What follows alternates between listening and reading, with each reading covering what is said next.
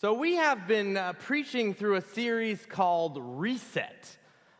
Jason and I have been speaking and loving that so many people are connecting to this series. And there's one word that's connecting everybody. And everybody keeps saying, anytime they say, I really like this series, the word that comes out is busy. I'm just busy. And everybody keeps connecting. Busy, busy. At the end of the summer, I heard a lot of people saying, I just want to get back into structure, like getting the kids back into school, having stuff to do. It's structure. We need structure. Actually, mostly it was me just saying this in my family. But no, a lot of people were saying it. We want to get back into our normal routines. Routine is good. Literally, 3 weeks later, maybe even less than that, we get storms, and people are like, oh my gosh, it's been so nice to just not do anything. Notice the contradiction here? We go, I really just want stuff to happen in my life, to it's just too busy, just too much stuff. We go from back and forth to this place of let's do stuff, it'll give me purpose, it'll give me direction, to I don't like all of this stuff that I'm doing. What we're going to talk about today is forming an argument that contradiction and that wrestling back and forth between I need purpose, I need stuff in my life, to I just don't like being too busy, is literally having to do with the soul. Everything in it is a wrestling of the soul. Let's take a look at the passage that we have been talking about over the last few weeks. It is Mark 12, 28 through 30. And one of the scribes came up and heard them disputing with one another. And seeing that he answered them well, asked him, which commandment is the most important of all? Jesus answered, the most important is, hear, O Israel, the Lord our God, the Lord is one. And you shall love the Lord your God with all your heart, and with all your soul, and with all your mind, and with all your strength. That passage right there, every single person that was listening to Jesus speak these words knew exactly what that was. That was called the ancient Shema. And Shema had to do with the word hear. Shema means hear in Hebrew. Notice it says, hear, O Israel, right? Hear, Shema. The ancient Shema was a thing that they wrote on their hearts. They lived by these words right here. Love the Lord your God with all your heart, with all your soul, your mind, and all your strength. What we are focused on today is the soul. And I have a question for you. What the heck is a soul? What is it? I guarantee if I took a microphone around, I'm not going to do it, and I asked everybody what the soul was, everybody would give me a different answer. Oh, well, it's this thing, it's there, it's part of your spirit thing in here. Yeah, that thing, right? What is it? So, let's take a look at where it is in pop culture, okay? So let's take a look at this. How about a soulmate, okay? Soulmate, someone you are just meant for. You meet them and your souls lock together and you are just meant for each other. That is a soulmate. And then we have something called soul food, right? You eat it and it just hits you right here. It just, no worries. All the worries of the world are there and you get soul food and it's just right. It makes your belly feel right. How about soul music? Music that just hits you right here. I can't help but think of the Blues Brothers singing, I'm a soul man, right? Soul music is music that hits you right here and makes everything feel all right. How about this? Derek Jeter was considered the soul of the Yankees. Then he retired, and then they said the Yankees have no soul. How about selling a soul? In the musical Damned Yankees, right? He sold his soul to be a good hitter. Did you know, and I did some research on this, that people tried to start selling their souls on eBay? They eventually have rules. You cannot sell your soul on eBay, so don't go try and do it. You can't sell your soul on eBay now. What is the soul? You know, if I ask people, and I asked a lot of different people, and a lot of people gave me inklings of the same answer, one of the things they said about the soul is that it's this thing in you that when you die, it goes to heaven and your body stays here. It's kind of like that, right? And I'll tell you this, the Bible refers to the soul a lot, a whole bunch of times. It doesn't actually say what the soul is. So what it does say, though, is that you need to take care of it. What is it? What is it? So let's take a look at this passage, Genesis 2, verse 7. God formed man out of dirt from the ground and blew into his nostrils the breath of life. The man came alive, a living soul. So notice, what was needed for the soul to become a living soul? The body and the spirit. Is the body needed in order for a soul to be living? Is the body needed? Because that's not what everybody else says. They say that the body's not needed. Is the body needed? Right? It's interesting stuff. Jason has been quoting Dallas Willard a whole bunch later, and I thought I would get on the Dallas Willard train with him. It's a theologian, and he's a great theologian, and he talks a lot about the soul. And he says this thing about the soul. He says, we all have this tiny, fragile, vulnerable, and precious thing about us, and it's called our soul. So your soul is this tiny little precious thing in you, and that's your soul. Tiny, precious, vulnerable, it's there. So what is the soul? And so Dallas Willard said that it's in 3 parts, okay? So listen, if you need to know what the soul is, I'll give it to you. It's in 3 parts, and here it is. First part of the soul is the will. I see the will as the driver of the soul, okay?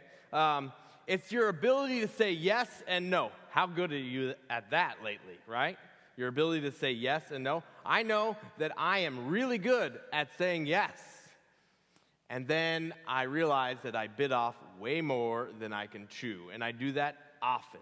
So the will is saying yes, yes, yes, yes. Dallas Willard would say that the will is very, very weak. If the soul was only made of a will, the soul would be so weak. Think about this. You ever go to a Mexican restaurant and have a bowl of chips in front of you? You want to know exactly how strong your will is, right? Say, I'm only going to have one. The will is not strong. Then we say the mind. Now, see, the mind is very helpful to the will because it's rational thinking, right? So if you have the mind is going to say, well, no, you don't want to do that because this is going to happen and this could happen and this could happen. So you really don't want to do that. So the mind makes the will so much stronger. It's the rational part, right? But think about this. What if your mind is steeped in sin and all sorts of distortion of sorts, and it's not going in the right way? Then your will is going to be connected to your mind, right? And you're not always going to make the right willful decisions. The mind needs to be locked on something that's right in order to make the right decisions and help the will, right? John Mark Comer, we have talked about him and his Ruthless Elimination of Hurry. That's a great book if you ever want it. He says that the mind is the portal into the soul. You want to know something about your soul? Check out where your mind is locked in on. The mind is the portal to the soul. So we have the will and the mind, and the last one is the body. So it is needed. You see, the body is the place that our wills and our minds function. You need the body in order for the will and the mind to function. So if we don't take care of our bodies, then our wills and our minds aren't going to be in line either. So you need all three. My kids and I, we love to do puzzles. And last year we had this big, enormous puzzle. We spent weeks putting it together every chance we can. We do a little bit here, a little bit there, and we're just getting so pumped that we're getting to the end. And we get to the end, and you know how you start getting worried? You're like, I think we might be missing pieces. And especially when you do really bad at a puzzle, you're like, we're missing tons of pieces. When meanwhile, you're not. But this time, we're looking, and you're like kind of counting. You're like, wait a second, we might be missing a piece. And we get to the end, we put it all together, and sure enough, we were missing a piece. It wasn't there. And so we're like, we can't put it away, we can't clean it up until we finish this puzzle. So we let it sit there for weeks.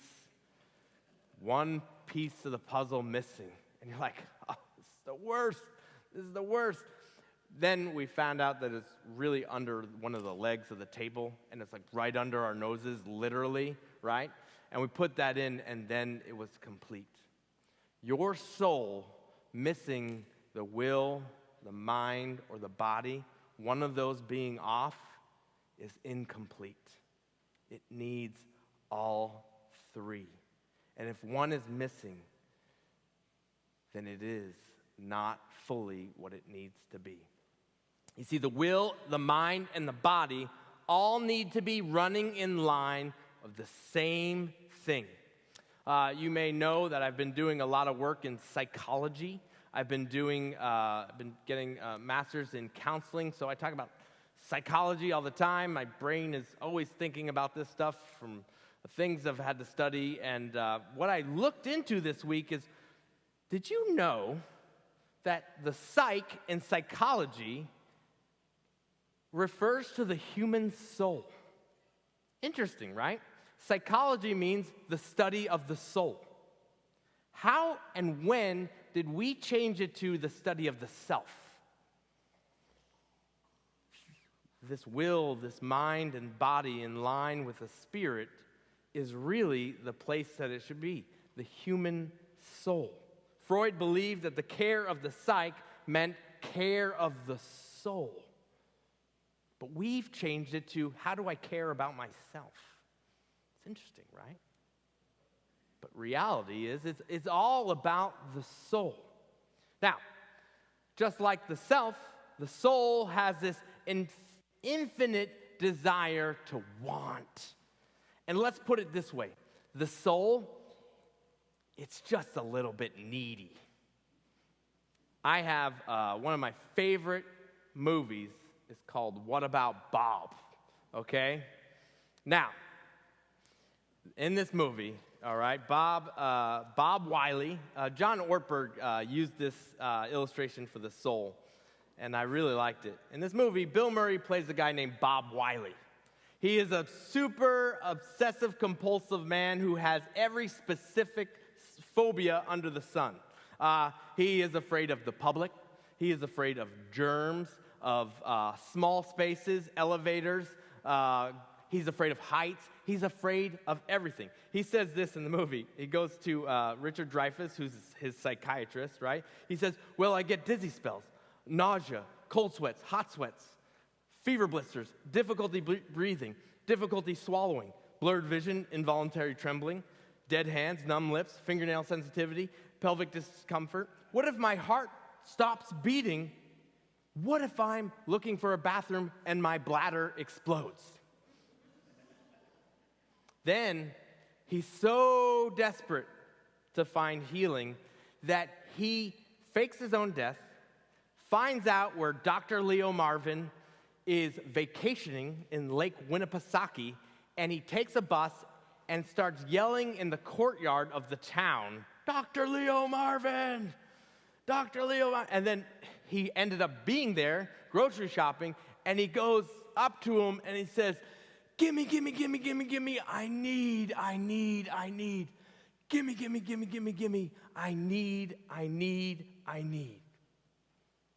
Imagine this. You watched every movie, every show that you ever wanted to watch, every good one, and you finished them, and you're like, that was awesome. At the end of it, maybe a week later, you would probably say, hey, you got any good suggestions for some new ones? I ran out of good shows. I was wondering if you got any good suggestions for Netflix. How about this? You travel and you see all of these great sights. You travel the world, all of these things. You get back after a little while, you'd be saying, well, I saw all of these places. Got any good suggestions for somewhere else I could go?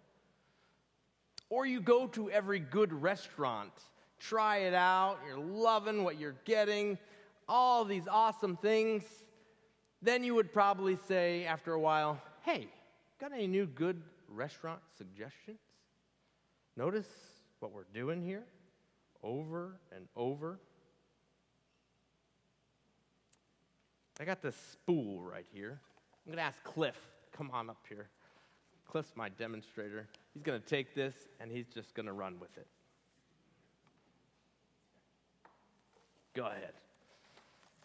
This is 600 feet of rope, and he's just going to keep going. See, our souls, and you go straight out into the parking lot, just keep going. Our souls are so needy that they keep saying, gimme, gimme, gimme. I want. I need. They just keep asking for more. They have an infinite capacity to keep wanting more and more and more and keep going. That's why nothing in our life is ever going to fill that space. I'm going to get this to John. Otherwise, people can be tripping on this. Thanks, John.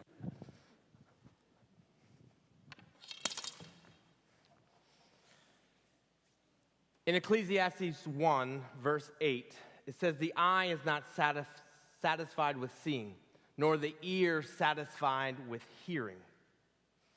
Now, the reason that our souls can't be satisfied by all of those things, like the restaurants, the things you get, all of those things, is because it's not meant to run on those.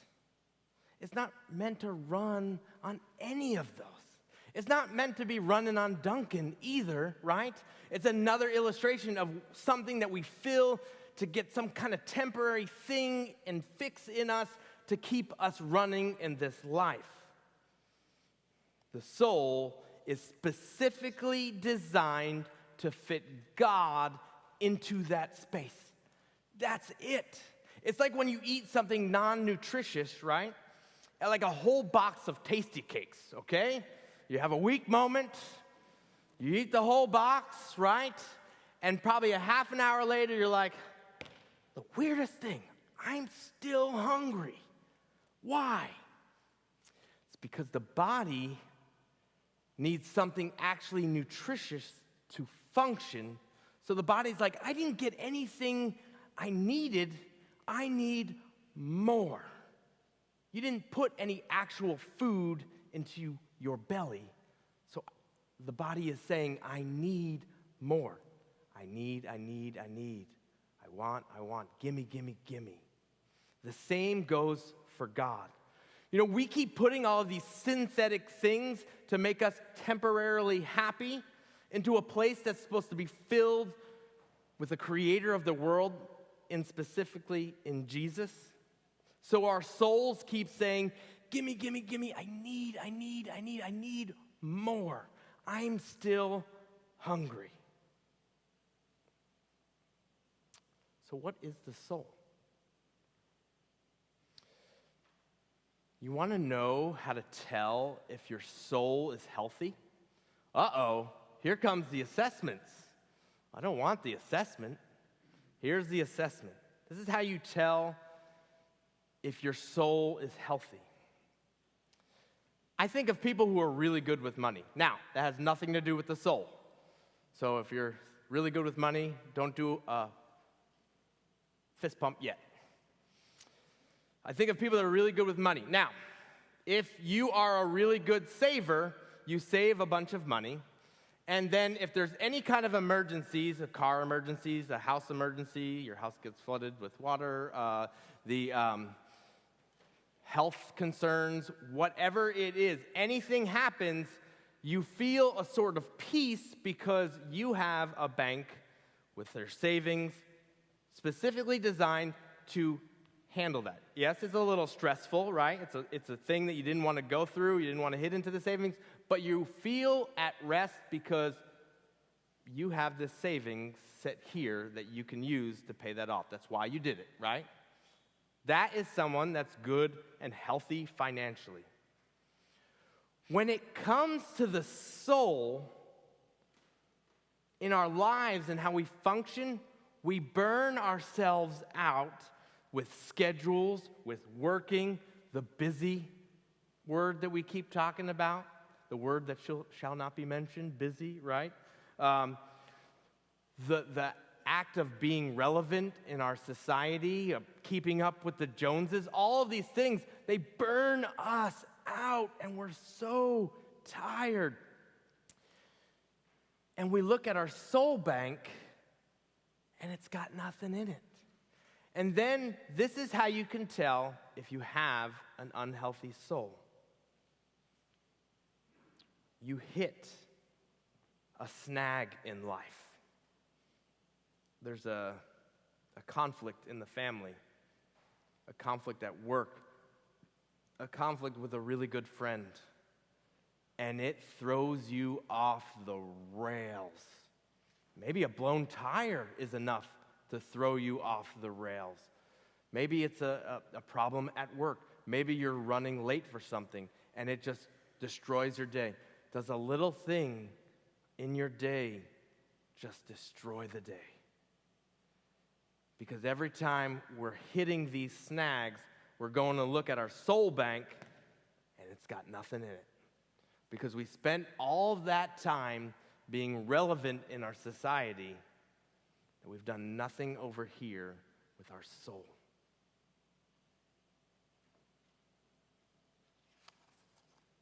You know, what we keep doing is this pattern of, I feel broken here because I got nothing in the soul bank, so let me use something else in this outer world to fill this terrible feeling that I have right here. If I do something, let me get more engaged in work, I'll feel better. Let me get more engaged in other things, or let's go on vacation. It'll take us away from our problems. Because we got nothing left over here. There was a man named Horatio Spafford. He worked in real estate in 1871. He lost everything in the Great Fire in Chicago. No home, no insurance, mostly out of his money. His son died of scarlet fever. And so he sends his wife and 4 kids on a boat back to England. And he gets a telegram several days later from his wife. There was a shipwreck, and all 4 of his daughters passed away. He boarded a boat back to England, and when he passed over the same spot where the daughters passed away, he wrote the words to this song. When peace like a river attendeth my way, when sorrows like sea billows roll, wherever my lot, thou hast taught me to say, it is well with my soul. Yes, you have heard that song. It is a famous, famous hymn. The writer of that hymn lost all of his children. Yet, he was able to sing a song that said, "It is well with my soul." And I'll be honest with you, completely honest. Like I always say, I'm going to be transparent as your pastor. I'm going to be open. I don't know if I ever went through something like that. I don't know if I would be able to sing a song like that. I don't know. In fact, I don't know if I would be well. And in fact, I do know I wouldn't be well.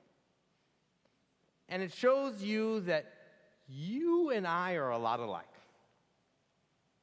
We have a lot of work to do here in our soul bank